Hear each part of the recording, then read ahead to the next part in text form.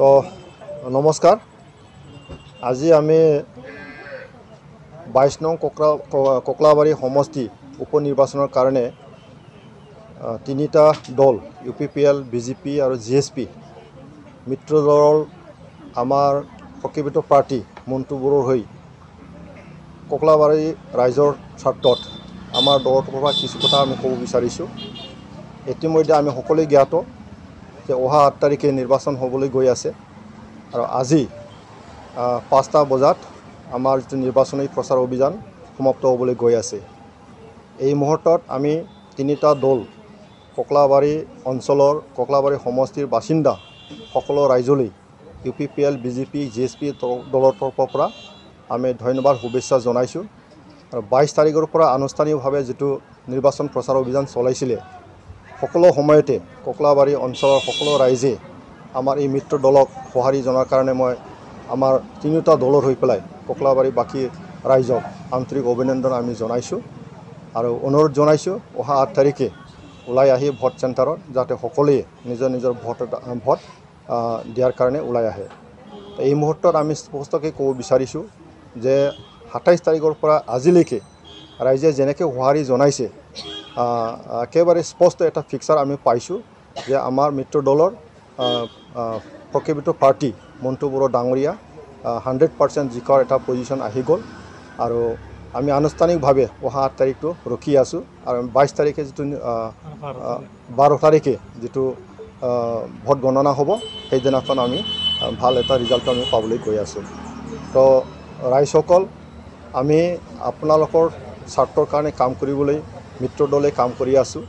BTR চৰকাৰ প্ৰমোদ বড়ো ডাঙৰীয়াৰ নেতৃত্বত UPPL, BJP আৰু GSP তিনিটা দলে ধুনীয়াকৈ কাম কৰি আছে আৰু আপোনালোকৰ ওচৰত আমি প্ৰতিশ্ৰুতি দি পেলাই অকল প্ৰতিশ্ৰুতি দি পেলাই আপোনালোকৰ ওচৰত আমি আমাৰ এই নিৰ্বাচনৰ অহা নাই। আমি যে এই 1.5 বছৰত কাম কৰি দেখুৱালে এই কথাও ৰাইজক আমি অৱগত কৰিছোঁ, স্পষ্টকৈ আমি আপোনালোকক জনাইছোঁ আৰু অহাবাৰ অনাগত দিনত আমাৰ মিত্ৰ দলে আমাৰ মিত্ৰজোঁট চৰকাৰে কি কৰিবলৈ গৈ আছে ইয়াৰ ওপৰতো আপোনালোক আমি স্পষ্টকৈ জনাইছোঁ। তো ইয়াত কোনো লুকাব লগা একো নাই। প্ৰমোদ বড়ো ডাঙৰীয়াৰ নেতৃত্বত আমাৰ BTR চৰকাৰখন আমাৰ সকলো জাতি জনগোষ্ঠীৰ সমমৰ্যাদা দি পেলাই সম উন্নয়ন কৰাৰ সেই স্বাৰ্থত আমি কাম কৰিবলৈ ওলাইছোঁ আৰু আমাৰ টাৰ্গেটটো স্পষ্ট যে 35 লক্ষ জনসাধাৰণৰ জীৱনৰ নিৰাপত্তা সকলো জাতি জনগোষ্ঠী ঐক্য সংহতি সমন্বয় ৰক্ষা কৰি পেলাই সমমৰ্যাদা দি পেলাই সকলো উন্নয়ন কৰাৰ কাৰণে আমি চিন্তা কৰিছোঁ আৰু সেই মৰ্মে পলিচি লৈ পেলাই কাম কৰি আছোঁ। তো শ্ৰদ্ধা ৰাইজসকল, মই আজি ককলাবাৰী সমষ্টিৰ বাসিন্দাসকলক আমাৰ মিত্ৰ দলৰ তৰফৰ পৰা আন্তৰিক অভিনন্দন জনাই আকৌ অনুৰোধ জনাইছোঁ যে আগন্তুক 8 তাৰিখে আপোনালোকে ভোট চেণ্টাৰত ওলাই কিনি যাতে এই নিৰ্বাচনত অংশগ্ৰহণ কৰে মই আপোনালোকক অনুৰোধ জনাইছোঁ। আৰু ইতিমধ্যে স্পষ্ট হৈ গ'ল যে BPF যিমান নকওক কিয় তেওঁলোকে যিমান কথাবিলাক ৰাইজৰ মাজত নকওক কিয় তেওঁলোকে যে পৰাজিত হ'ব এই কথাটো স্পষ্ট হৈ গ'ল আৰু ইতিমধ্যে আমি গম পাইছোঁ যে BPF জিকিবৰ কাৰণে ইয়াত তেওঁলোকে অংশগ্ৰহণ কৰা নাই। তেওঁলোকৰ দলৰ কৰ্মীকৰ্তাসকলক কেনেকৈ ৰাখিব পাৰে সেইটো স্বাৰ্থৰে তেওঁলোকে এই নিৰ্বাচনত অংশগ্ৰহণ কৰিছে। আজিৰ তাৰিখত আমি দেখিবলৈ পাইছোঁ যে BPF নিজৰ দলক ৰক্ষা কৰিবৰ কাৰণে চেষ্টা চলাই আছে, কিন্তু তেওঁলোকৰ চেষ্টাটো অপচেষ্টাৰ পৰিণত হৈ গ'ল। যে আজি আমি দেখিছোঁ তেওঁলোকৰ সাধাৰণ সম্পাদক প্ৰবীণ বড়ো ডাঙৰীয়া তেওঁলোকৰ দলৰ পৰা পদত্যাগ কৰিলে। তো গতিকে এটাৰ পিছত এটা এই দলক ত্যাগ কৰি পেলাই বিভিন্ন দলত যোগদান কৰিছে, কোনোবা UPPLত যোগদান কৰিছে, কোনোবা BJPত যোগদান কৰিছে আৰু 17জন জিকাৰ পিছতো MCLA বিলাকক BPF চৰকাৰে ধৰি ৰাখিব পৰা নাই, BPF দলে ধৰি ৰাখিব পৰা নাই। 17টাৰ ভিতৰত 6জনে মানে অন্য দলত যোগদান কৰিলে ইতিমধ্যে MCLA সকলে। যে এতিয়ালৈকে BPFৰ হাতত 11জন MCLA আছে আৰু আমি গম পোৱা মতে সেই 11জন MCLA সকলেও হয়তো এই নিৰ্বাচনৰ পিছতে তেওঁলোকে উত্তৰ দক্ষিণ পূব পশ্চিম হৈ পেলাই বেলেগ বেলেগ দলত যোৱাৰ কাৰণে এটা পৰিৱেশ আমি দেখিবলৈ পাইছোঁ। তো গতিকে এই মুহূৰ্তত আমি ককলাবাৰী অঞ্চলৰ ৰাইজক অনুৰোধ জনাইছোঁ স্থায়ী শান্তিৰ স্বাৰ্থত আৰু উন্নতি আৰু প্ৰগতিৰ আমি সকলোৱে একেলগে আগুৱাই যাব লাগিব। সেই দিশটো চাই মেলি প্ৰমোদ বড়ো ডাঙৰীয়াৰ নেতৃত্বত যিখিনি পদক্ষেপ লৈ আছে সেই পদক্ষেপ যাতে আপোনালোকে সহমত কৰি আপোনালোকে যাতে ওলাই আহে কাম কৰিবৰ কাৰণে মই আপোনালোকক অনুৰোধ জনাইছোঁ। আৰু ইতিমধ্যে ককলাবাৰী অঞ্চলত আমাৰ স্থানীয় বিধায়ক তথা আমাৰ মন্ত্ৰী মহোদয় ইউজি ব্ৰহ্ম ডাঙৰীয়াই তেখেতৰ মন্ত্ৰিত্বৰ পৰা যেনেকৈ কাম কৰিছে ইতিমধ্যে ৰাইজক জনাই দিয়া হৈছে। ইয়াৰ বিভিন্ন ধৰণৰ তেখেতৰ উন্নয়নৰ যিটো দিশ সেইটো স্পষ্টকৈ ৰাইজৰ মাজত আনি দিবলৈ সক্ষম হৈছে। তো গতিকে মন্ত্ৰী মহোদয়ে এই ককলাবাৰী ৰাইজৰ কাৰণে কাম কৰি আছে, প্ৰমোদ বড়ো ডাঙৰীয়াও কাম কৰি আছে। আৰু আজিৰ তাৰিখত আমাৰ যিটো প্ৰকৃত পাৰ্টি মণ্টু বড়ো ডাঙৰীয়া জিকাৰ পিছত ককলাবাৰী ৰাইজৰ কাৰণে কাম কৰিব। তো গতিকে চাৰিওফালে উন্নতি। গতিকে এই মুহূৰ্তত সকলো ককলাবাৰী ৰাইজক অনুৰোধ জনাইছোঁ যে উন্নয়নৰ স্বাৰ্থত, শান্তি স্থাপন কৰাৰ স্বাৰ্থত যে আজি অন্তিম দিন, অলপ পিছত 5টামান বজাত নিৰ্বাচনী প্ৰচাৰ বন্ধ হ'ব। তো আজি এই ককলাবাৰী 22 নম্বৰ যিটো সমষ্টি মণ্টু বড়ো ডাঙৰীয়া আমাৰ বিজেপি, UPPL আৰু GSPৰ মনোনীত প্ৰাৰ্থী। মই এইটোৱে ক'ব বিচাৰিছোঁ যে আমাৰ অসমত কাৰ্বি আংলং সাহিত্য শাসিত পৰিষদৰ নিৰ্বাচন যিটো হৈ আছে তাৰ লগত কেন্দ্ৰ কৰি আমাৰ ককিলাবাৰী সমষ্টিৰ ইলেকশ্যন ইয়াতে একেই ডেট অহা 8 তাৰিখ অনুষ্ঠিত হ'ব।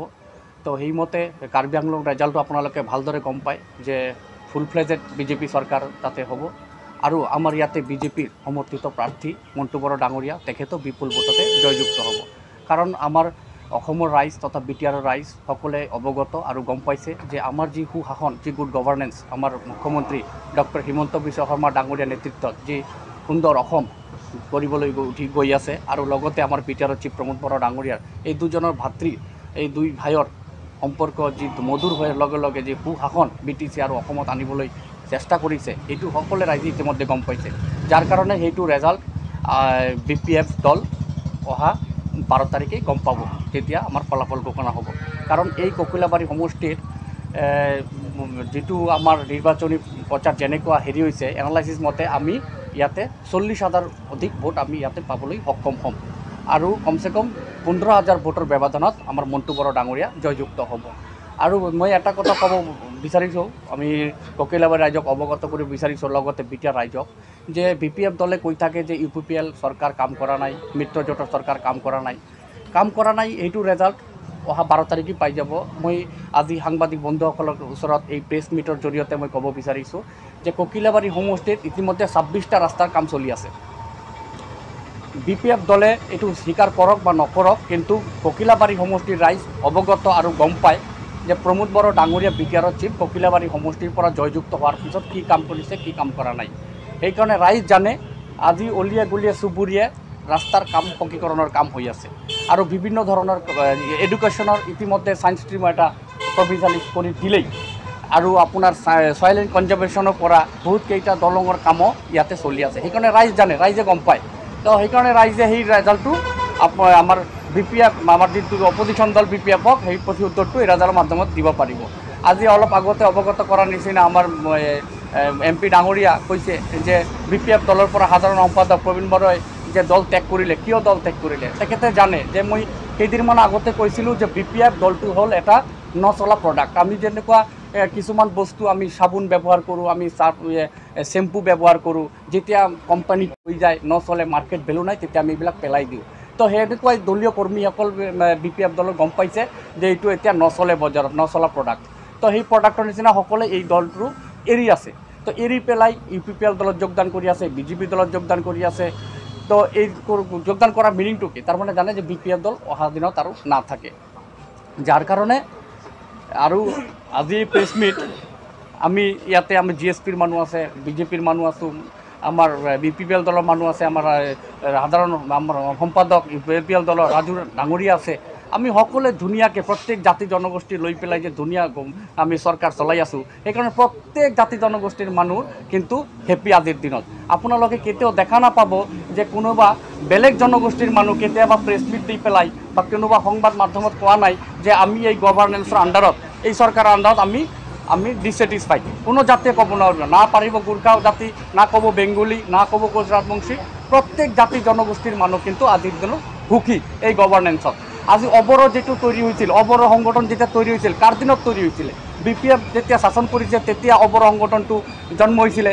কিন্তু আজিৰ দিনত অবৰোই আমাৰ লগত আছে। তাৰ মানে প্ৰত্যেক জাতি জনগোষ্ঠী আমি এক হৈ ধুনীয়াকৈ এই BTRখন আগবঢ়াই লৈ গৈ আছোঁ।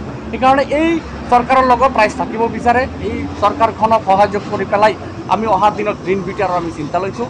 সেইকাৰণে ইয়াৰ পৰা এইটো নিশ্চিত যে ককিলাবাৰী সমষ্টিৰ পৰা মণ্টু বড়ো ডাঙৰীয়া ইয়াৰ পৰা বিপুল ভোটৰ ব্যৱধানত জয়যুক্ত হ'ব আৰু জয়যুক্ত হৈ পেলাই ককিলাবাৰীৰ যিবিলাক আধৰুৱা কাম আছে তেখেতে এই কামবিলাক সম্পূৰ্ণ কৰিব। আৰু এটা স্পষ্ট কথা আজিৰ দিনত হৈছে যে যিমান ধুনীয়াকৈ এই নিৰ্বাচনী প্ৰচাৰ হৈছে, প্ৰত্যেক জাতি জনগোষ্ঠীৰ আমি ধুনীয়া সঁহাৰি পাইছোঁ, কোঅপাৰেশ্যন পাইছোঁ, বহুত শান্তি শৃংখলাৰে এই নিৰ্বাচনী প্ৰচাৰ চলিছে। সেইকাৰণে মই প্ৰত্যেক জাতি জনগোষ্ঠীৰ ব্যক্তিসকলক মই ধন্যবাদ জ্ঞাপন কৰিছোঁ। সকলোৱে আহিছে, আগবাঢ়িছে। প্ৰশাসনক মই ধন্যবাদ জ্ঞাপন কৰিছোঁ। প্ৰশাসনৰ যথেষ্ট কোঅপাৰেশ্যনৰ ফলত আজি ধুনীয়াকৈ নিৰ্বাচনী প্ৰচাৰ হৈ গ'ল। আশা ৰাখিছোঁ অহা যিটো 8 তাৰিখ ইলেকশ্যন, সকলো জাতি জনগোষ্ঠীৰ মানুহ আহি ঠিক টাইমতে আপোনালোকৰ ভোট সাব্যস্ত কৰি পেলাই আমাৰ মণ্টু বড়ো ডাঙৰীয়াক বিপুল ভোটে জয়যুক্ত কৰক। আমি বিটিআৰ চৰকাৰৰ পৰা আপোনালোকক আমি এচুৰেঞ্চ দি আছোঁ যে অনাগত দিনত আমাৰ যিকেইটা আমাৰ টাৰ্ম বাকী আছে, সেই টাৰ্মত আমি ৰাজহুৱা যিবিলাক সমস্যা আছে, ককিলাবাৰী বুলি নহয়, বিটিআৰতে 40টা সমষ্টিৰ ভিতৰত যিকেইটা সমস্যাৰ আমি সন্মুখীন হৈ আছোঁ, এইবিলাক আমাৰ প্ৰমোদ বড়ো ডাঙৰীয়াৰ নেতৃত্বত আমি পূৰাপূৰি কৰিবলৈ সক্ষম হ'ম। তো যি নহওক, বেছি আৰু মই দীঘলীয়া নকওঁ। আমাৰ আৰু এজন আছে, আমাৰ GSPৰ গোস্বামী ডাঙৰীয়া।